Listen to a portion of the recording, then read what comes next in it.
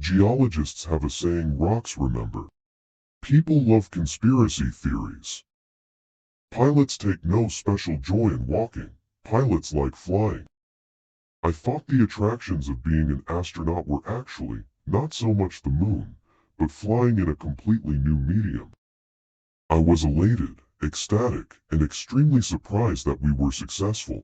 I am, and ever will be, a White Sox, pocket protector, nerdy engineer, born under the second law of thermodynamics, steeped in steam tables, in love with free body diagrams, transformed by Laplace, and propelled by compressible flow.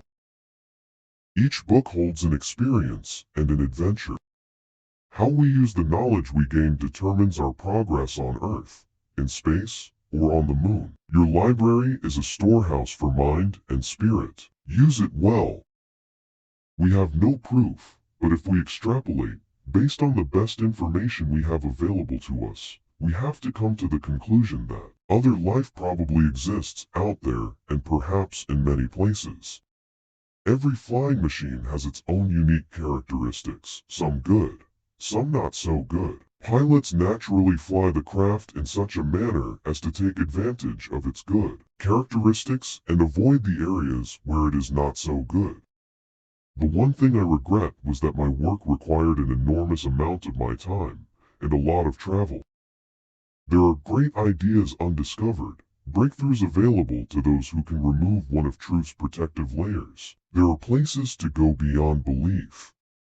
History will remember the 20th century for two technological developments, atomic energy and spaceflight.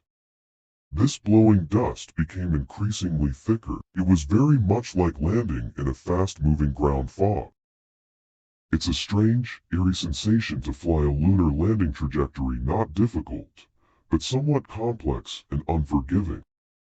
The landing approach was, by far, the most difficult and challenging part of the flight. Walking on the lunar surface was very interesting, but it was something we looked on as reasonably safe and predictable, so the feeling of elation accompanied the landing rather than the walking. Truly, it has been a magical century. I flew to the moon, not so much to go there, but as part of developing the system that would allow it to happen.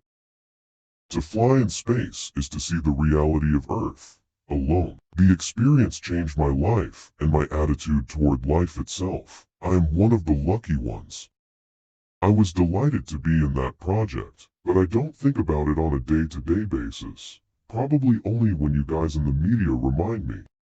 NASA has been one of the most successful public investments in motivating students to do well and achieve all they can achieve. It's sad that we are turning the program in a direction where it will reduce the amount of motivation and stimulation it provides to young people.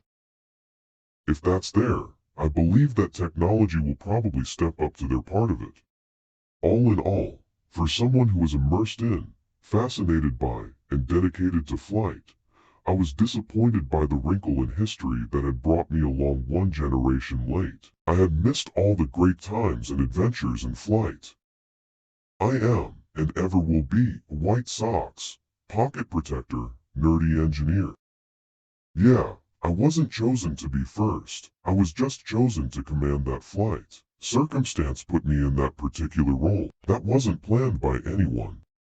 I hope you become comfortable with the use of logic, without being deceived into concluding that logic will inevitably lead you to the correct conclusion.